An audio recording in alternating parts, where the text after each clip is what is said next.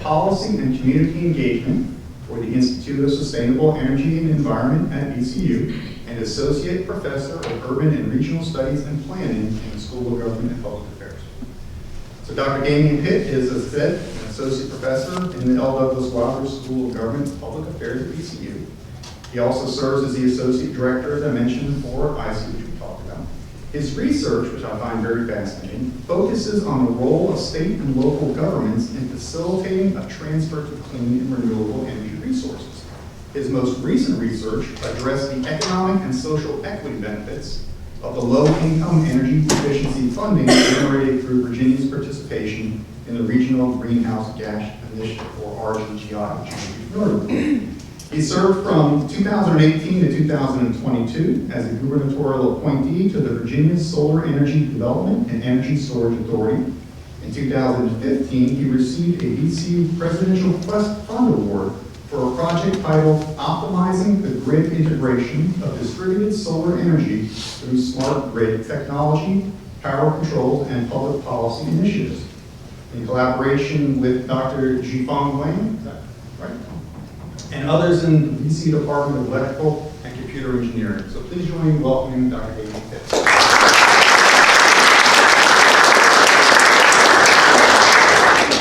Next up, we've got Cherie Shannon.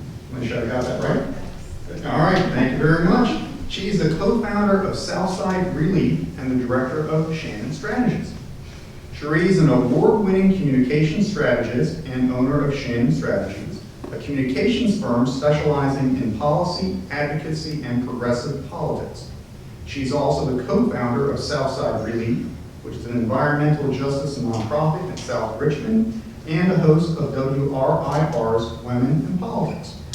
For more than 15 years, she has worked in the nonprofit and private sectors in the United States and Australia, delivering high-impact communications and campaigns to build power within our communities. Her work has appeared in national and international outlets, and she's been featured as an eco-hero by Glamour magazine. Cherie is committed to the fight for environmental and economic justice so everyone has a clean, healthy, and safe space to live, work, learn, and pray. Please join me in welcoming Cherie Shannon.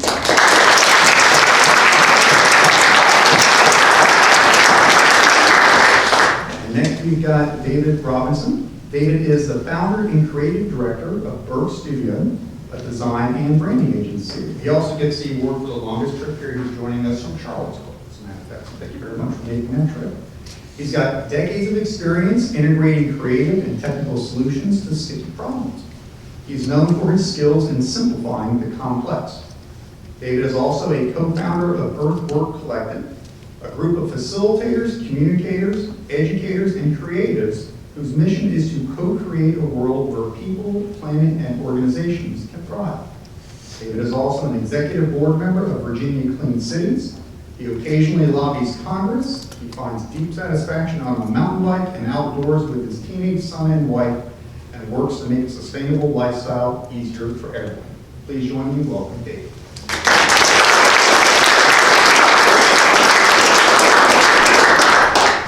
And finally, we've got a kind of a two-part introduction. So we've got Maya Zaslin with us, who is part of an organization called Green Teens RVA. Green Teens RVA is a team-led nonprofit organization dedicated to creating a cleaner, sustainable, and more inclusive Richmond. The group was co-founded by Camille Kidwell, Christina Kenny, and Maya in January of 2020. Influenced by international and national travel experiences, they developed a greater appreciation for outdoor spaces and an understanding of the actions other governments and communities were taking to protect them. Their goal is to educate about the environmental threats currently facing Virginia and the Richmond area specifically, and provide volunteer opportunities to facilitate positive change. Maya, our panelist from Green Teens, is a current senior at collegiate school and is one of the co-founders and co-presidents of Green Teens RVA. She's always had a deep appreciation for the outdoor spaces around her, and the documentary 50 Minutes to Save the World, and finding fellow teens who share an interest in positive action solidified her desire to help form Green Teens RVA. Please join me in welcoming Maya.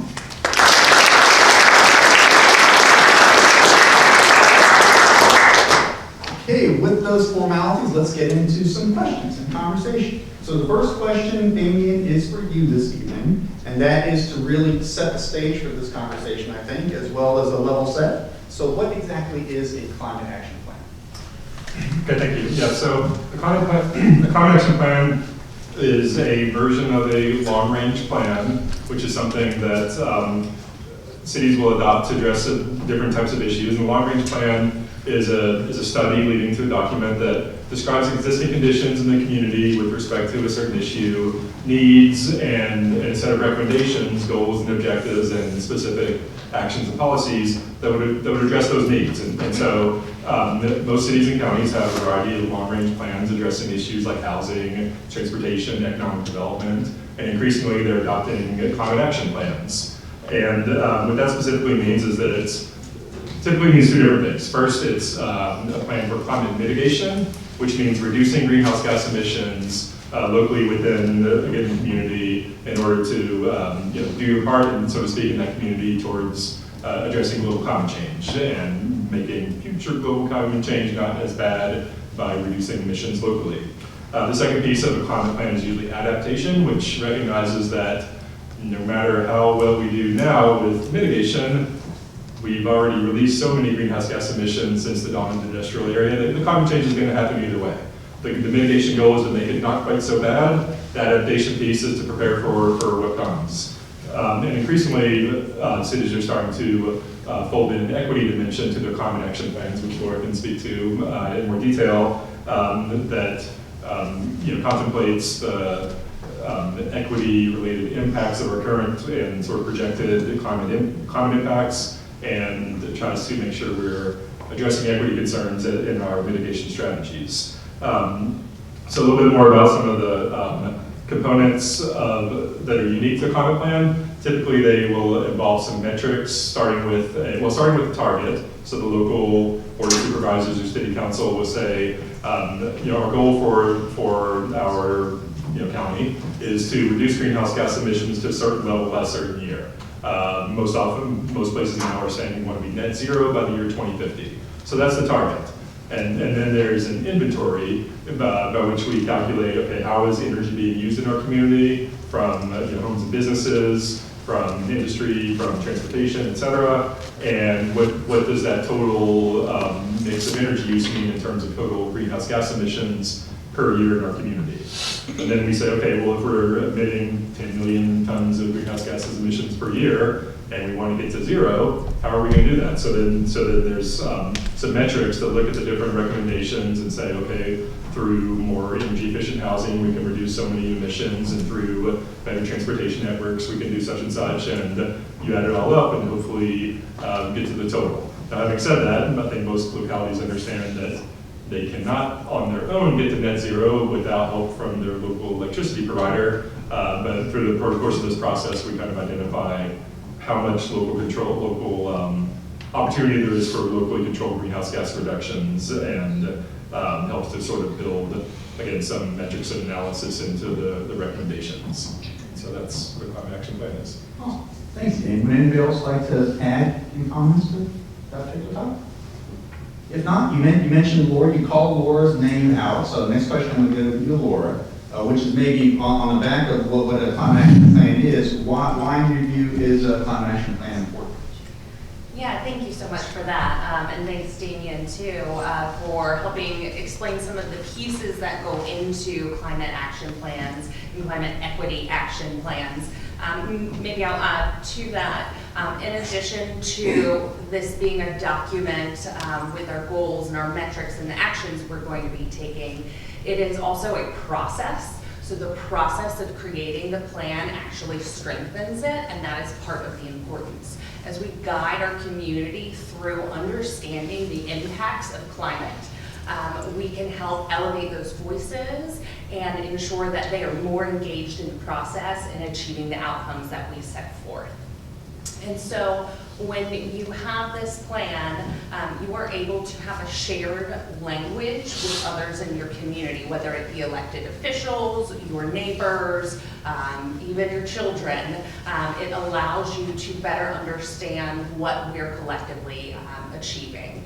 And it really goes into the details to understand what the localized impacts of climate change are going to be. So where in our community are we going to be experiencing increased flooding the most?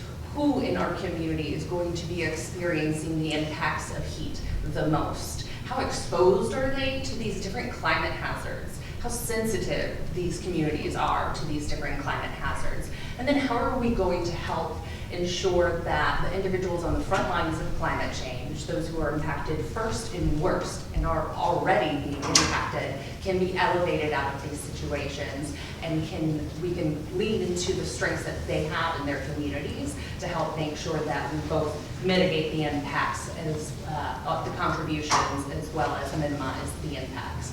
So it's that guiding set and that framework that we can collectively use to achieve our longer term goals, and really broken down into more measurable, shorter time frame elements as well, so that we know what is next, what our local government should be financing next, what types of projects we should be working on, and where we know that we can go collectively. Thank you. I like that memory tool as well, first and worst. Easy memory.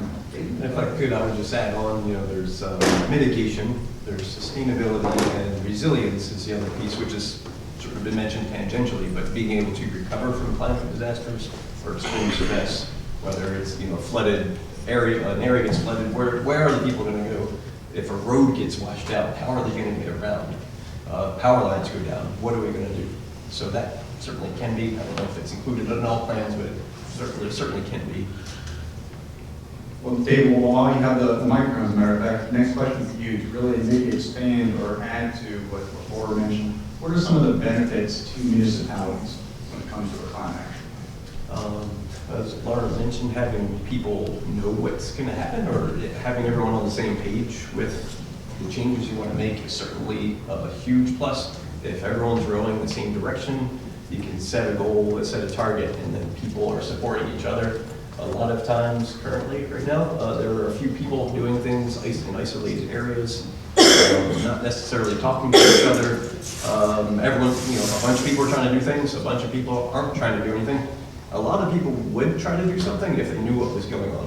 So we have a lot of early adopters that have started doing things. Having a plan allows them to coordinate and then communicate what's going to happen or what could happen.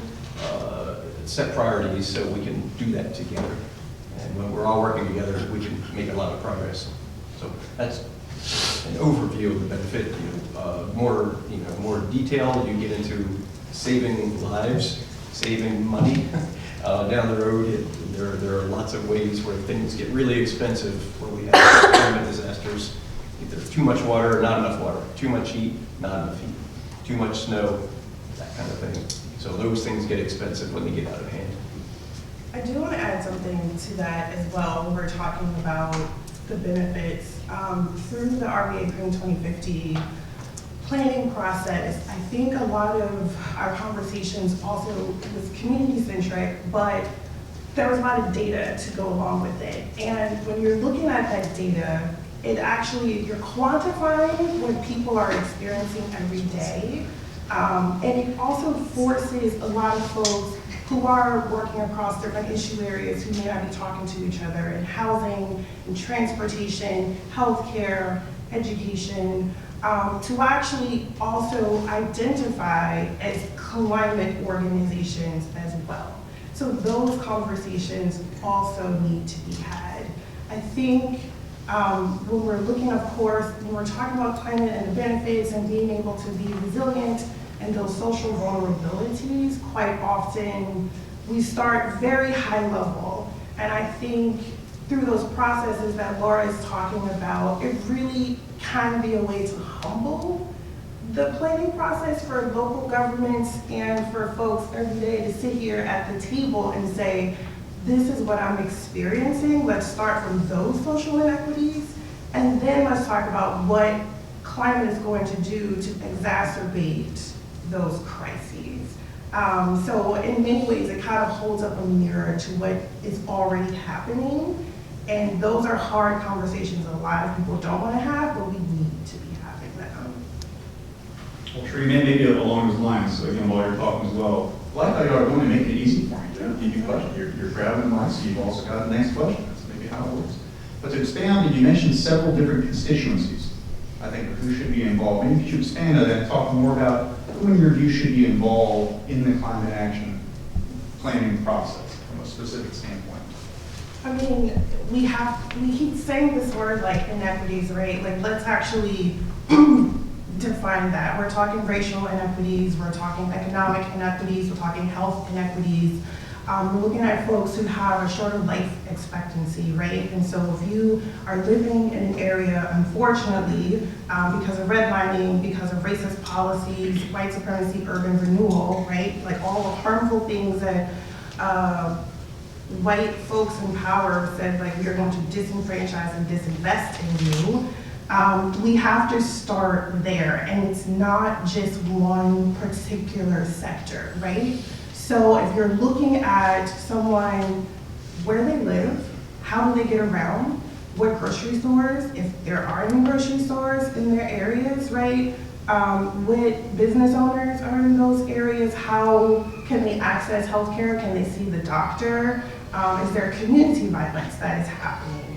What does the infrastructure look like? So like, if you just go, like, I wake up in the morning and this is what my day looks like, you're touching a lot of facets right there, right? So like, yes to the environmental organizations, but we have to have housing folks, we have to have transportation, we have to be talking to teachers, we have to be talking to healthcare providers. We want to be talking to domestic violence and sexual violence advocates, right? We want to be talking to folks who are advocating for gun safety. Like, anybody and everybody who's part of our community, who we are in community with, has to be part of those discussions. Well, maybe I'll go off script a little bit, so my apologies to the panelists. That brings to mind a thought for me, or I'm curious from a City of Richmond standpoint, how did you all tackle that process? I know when I look at the 2050 plan, there's an extensive list of individuals and organizations involved. How did you all go about both determining who to participate and then how to get them engaged in the process? Yeah, absolutely. And I'll clarify one thing on the intro, actually. I started with the City of Richmond in October of 2022, so just a few months now, but I was not part of that planning process. I was very fortunate to be able to come in and help carry it over the finish line to get it adopted by the City Council, which was just 2 months ago. And so with that, though, the organization where I come from, Blast and Florida, we were doing the same type of work, and it is very unique and it is very novel in the world of local government to be approaching work in this way. And I think first and foremost, it really requires you to slow down, which is kind of ironic thinking about local government, because we already think that those processes, and oftentimes they do take a lot longer than we would think. But when you look at figuring out who to get involved, specifically in Richmond, they looked at the climate equity maps that were created, the climate equity index, and so looking at those social disparities within the community, saying these are the individuals who are currently experiencing the worst impacts of heat, or who have the highest or most impactful social vulnerabilities, whether that be health conditions, whether that be race, whether that be income, and really working to identify if you have trusted relationships with individuals in those communities, great, lean into those, or figure out how to work with other organizations who support those individuals. And so Cherie and Southside Relief were a huge part of creating our VA Green 2050 and really making sure it's the climate equity action plan and going above and beyond that climate action plan. And I kind of liken it to what Cherie was saying, the historical racist policies of local government, those have now been changed to kind of a racially neutral approach to how we plan and develop policies. And to me, that's like saying we had an oil spill in the Gulf for however many hundreds of years, and then we just turned it off and said, it's okay, we don't need to clean it up. And we have to go in there and address the whole system. That oil wouldn't just affect one type of animal or one part of that ecosystem, it would be the whole thing. And that's why we need to have this social determinants of health kind of approach where we're talking about all of the experiences that individuals have in their life. And those individuals, again, on the front lines of climate change, those voices must be elevated in that planning process. If I could add one more thing about who should be involved in the climate action planning process, it's also important that there be engagement internally with the local government, right? So I think that a climate action plan is kind of unique in that respect, that it really requires buy-in and coordination across silos within a large institution like a city or a county government, right? And so with the RVA green process, there were subcommittees working on certain issues, and that was on the Buildings and Energy Subcommittee, and many of the people on that subcommittee were city officials who worked in facilities and other types of help design, develop, review teams, and so forth, and having because part of the climate plan is about the local government operations as well, right? So how do we get the Henrico County government to operate in a more sustainable way, and how do we have better policies to that encourage and support more sustainability and more greenhouse gas reduction in the community at large. But so yeah, I think that having RVA Green is a good example of having coordination and eventually buy-in across different sectors within the institution itself, as well as bringing in folks of various stripes from outside from the community.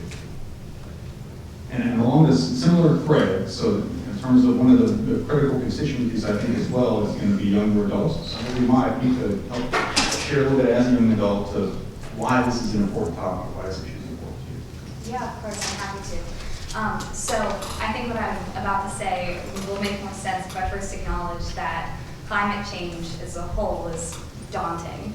And even just tonight, we're discussing the parameters and what really goes into climate planning, and it's a lot. And so as a sophomore in my AP environmental science class, learning for the first time the environmental threats that I'm gonna have to face, that we all face together for the first time, I was fearful.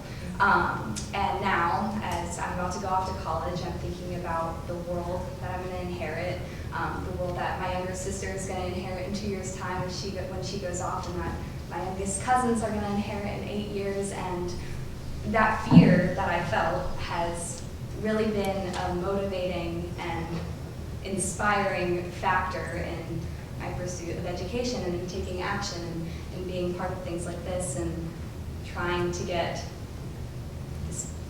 plans and things like this adopted and furthered. I truly believe that it's imperative to look for policy shifts to move towards a greener future, not just for the sustainability of our county, but also for the state and country and world. And we have to start small, and as young people, these issues affect us directly and for a long period of time. And I think that voice is especially critical when it comes to this issue. That's a great point. I think a lot of people, there's a common conversation I think a lot of people have, especially in my age group, my demographic, I'll say, where we created this problem, but we're not going to fix it. We have to leave it to our younger adults and younger people to fix it. And I think that's an unacceptable excuse, I think. But I hear that oftentimes where people in my demographic, again, will say, I'm sorry, my bad, we messed things up, we didn't create policies right, but someone's got to fix it, and it's not going to be us, because we're too stubborn to fix it, or we're too ingrained in what we're doing politically. So I think eco-anxiety is a very real issue and very real challenge, I think, for a lot of folks across the board to grip. But what I often hear about, a lot of the comments I hear in the environment, is to just start taking small steps, and this is one of those, right? So as opposed to, I talked to someone just yesterday that said she was so freaked out about the environment, what's happening in the climate and the world she's leaving for her children, that she doesn't want to go outside. And our comment was, just start doing one thing. Go to a meeting like this, participate, right? Send some emails, make some calls, get involved, but don't freeze. And you have a choice when you're faced with danger, right? You can fight or freeze. And in this case, we've got to fight for this particular issue. So I think that's an important comment you just made as well. All right, so we go back more maybe to something you said, which is that you've had experience working in the Richmond program here for the past number of months, like you said, relatively new to the organization in 2022. Prior to that, you were in Florida. So can you maybe provide some examples in your experience of other climate action plans that have been successful, maybe on short-term successes and some long-term successes? Yeah, absolutely. I think when we look at developing these climate equity action plans, there's kind of this general toolkit that you can pull from, and through the process of engaging with the community and the stakeholders internally and externally, you choose which of those tools in that toolbox are going to be best for you and your community to leverage. And so, there's tons of amazing organizations, municipalities, cities that have seen how these translate into these successes. In the short term, it is, again, that shared language. It's also that accountability tool where we can take these and say, we agreed to work on these things together. And you can take that to your elected officials or others to use in those kinds of conversations. And then you start to work that into different municipal processes. So is it the way that we go about other planning processes? Is it our capital improvement program, which is the 5-year plan that every city has, where it explains how you invest your big dollars in big infrastructure, and you essentially can overlay your plan to the projects. Maybe it's a new road or improvements to bus stops or other big dollar ticket items, and say, okay, now we have this additional toolkit. We need to make sure that we're looking at, is this area flooding? Do these individuals need shelters, right? These kinds of things. So you start with that accountability toolkit, you start making smaller changes, and you continue to scale that up to these large programs that are ultimately where decisions and power lie within local government.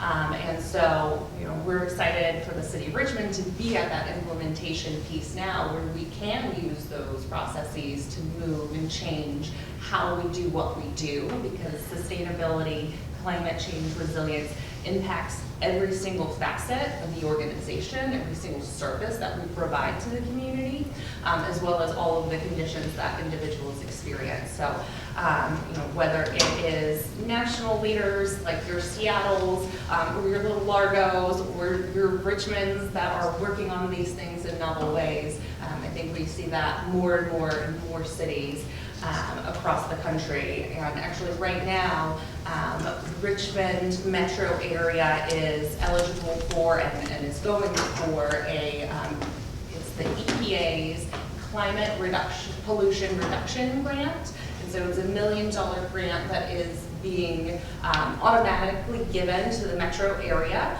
And we have a collaborative, including Henrico County, working on creating a shared, I wouldn't call it quite a climate action plan, but a shared framework for addressing climate change. So it is exciting to see that Henrico is going to be involved in this. And hopefully it will be one of the many steps that get us towards something more robust, like a climate equity action plan. Speaking of that, I think that's another interesting time that we're in now, Frank. I think if there's a time for us to take action on some of these things, there's a lot of funding that's been unlocked at the federal level. In fact, I think Carrie Webster, who's Henrico County Energy Manager, is going to be speaking at a conference in a week or two. I think that's focused on understanding for municipalities on the funds that are now available through the IRA and other federal funding mechanisms. So I think there's a lot of opportunity for us to take advantage of. I think that we shouldn't miss out on those opportunities. So glad to hear that you're working with that. Yeah, and real quickly on that, anytime somebody mentions that, I think Sheree knows, I'm like, oh, get so excited. There is currently approximately $588 billion with a B in climate justice and sustainability grants coming down from the federal level. This is a once-in-a-lifetime opportunity, and it is, in my opinion, as a local government employee, it is my duty and my responsibility to taxpayers to help make sure that we can go after and receive as much of this funding as possible. And that's through the Inflation Reduction Act and bipartisan infrastructure law. So there is there's just so many people scrambling right now to figure out, because it is coming down very quickly. But again, we will likely never see this again, and how can we utilize this as an opportunity to really leapfrog on all the things that we've been working on. Damien, this next question is for you, but it's bouncing off one thing that Laura said earlier. Sometimes it's recommended when you're building a climate action plan that you slow down first and make sure you do it right. It's a lot of work, right, to do one of these things. It's not easy. It's not a simple process. The answer is simple, but it's really hard to do. Are there other things that people can do now while that process works its way through the process? What else can citizens or can we do in order to help impact things outside of the climate action plan or in addition to? Yeah, well, I would speak to what else can a city or county government do outside of the planning process or concurrent to the planning process. And I think that's a good question because, as we noted, these planning processes can take quite a long time. And I do think that they're important to understand the sort of how it all works together, and to understand, particularly when we have, a lot of cities have very ambitious climate goals, but are pretty reticent to take the types of aggressive actions needed to meet those goals. And I think that a climate planning process can really help to illuminate just how big of a challenge we have and how much of a change we need to make in order to achieve the net zero by 2050 goals that we need to achieve from a global perspective. I also think the process is very important to illuminate some of the equity and environmental justice components, the sort of relationship between our climate challenge and our equity challenge, as well as to, I think, cast more light on some of the resilience and adaptation issues that I think are not generally understood. But when it comes to climate mitigation, I don't think we need to wait until a multi-year planning process is completed to start taking action, because the types of things that cities and counties can do and should do to reduce greenhouse gas emissions are pretty straightforward and well documented at this point. We need to figure out how to have more energy efficiency, and particularly in the residential sector, but also in commercial buildings, and there are mechanisms that local governments can employ to help support that. We need to streamline our permitting processes for rooftop solar energy.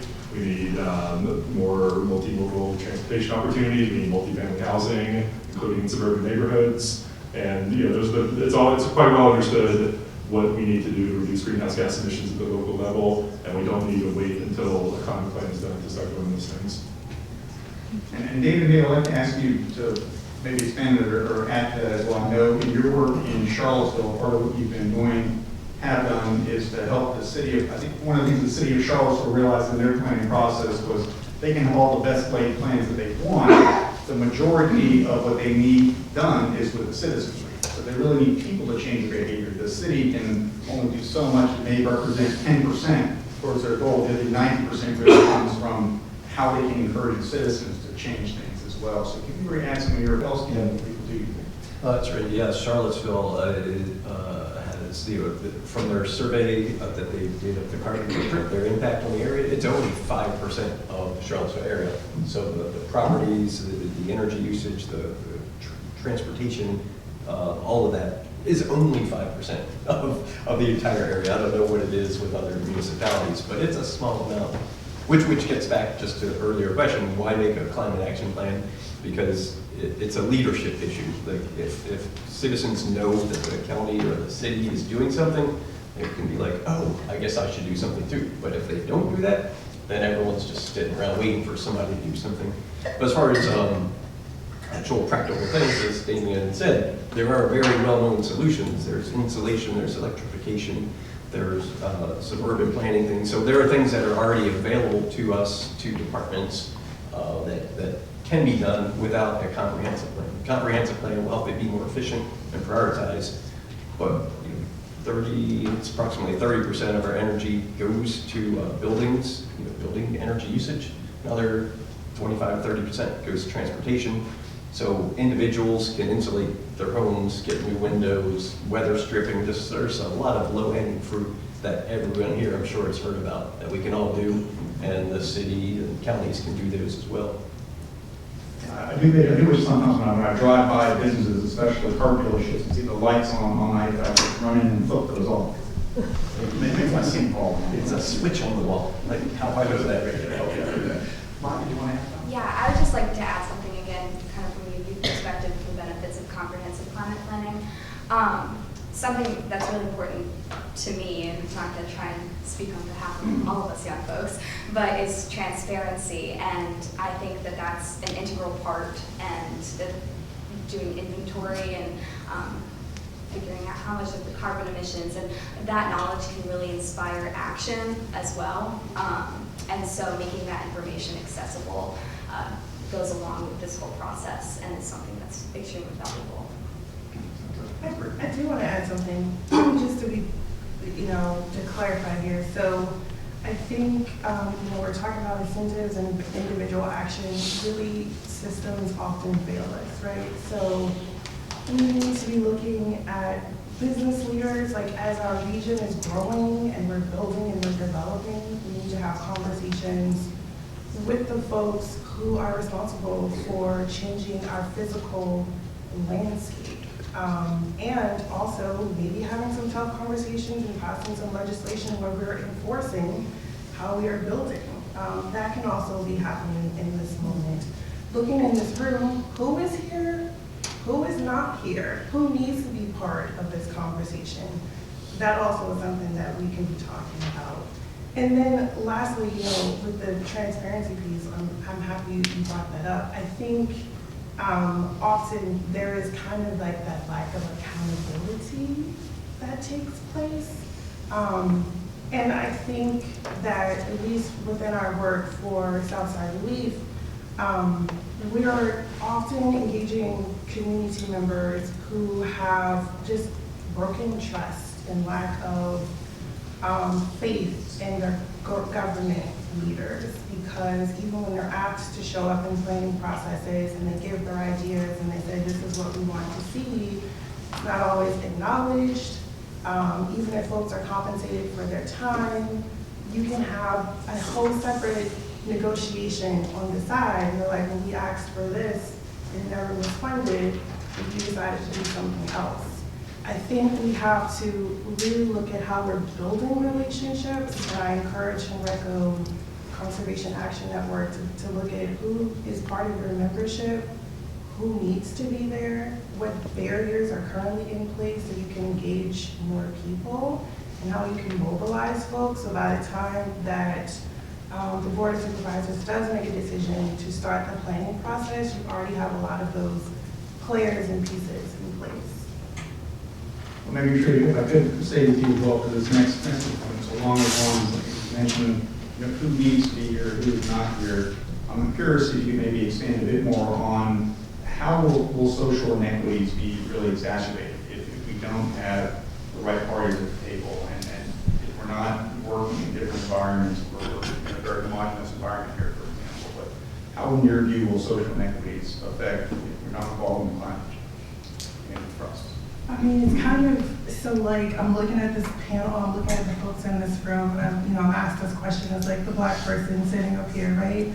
I think everyone on this panel should be able to answer that question from their perspective, so I don't have to do all of that lifting. I think when we're looking at social inequities, like what we're saying is like, we need to close the life expectancy shortcomings. We need to protect people, we need to save lives, period, right? And the way that we do that when we're talking about climate justice, like we're, yes, reducing those energy burdens and we're being cognizant of how we build sustainably, but also knowing that we might have to do a little bit more education in how to be better housing justice advocates. How can we show up for our young people so that they feel seen and heard? We're looking at mental health in addition to those like physical health things. Overall, like I think all of our goals really should be making sure that we improve our quality of life, that people have what they need to not only survive, but to thrive. And unfortunately, as I said before, we're looking at systems that have worked against Black and brown folks, that have worked against poor folks, We're looking at neighborhoods where polluters have been able to come in and exploit and extrapolate resources. And it's like, it's not okay. And so really, we have to have a justice framework across the board. And we are not only addressing these social inequities, but also how we're having these conversations, how we need to be open with each other, how we need to be building those relationships, and really empowering people at the end of the day to know that like you have a voice and it should be heard and it should not be silenced. And for those of us who have the privilege and the resources to empower people, let's step into those roles to make sure that people feel seen and they're heard and they can actually make the positive changes that they want to see within their communities. I'll say, since I think that's an excellent point you started with, so I'll speak as well to some of the ways in which inequities can be exacerbated if we don't engage in climate action and don't do it right. A couple things come to mind.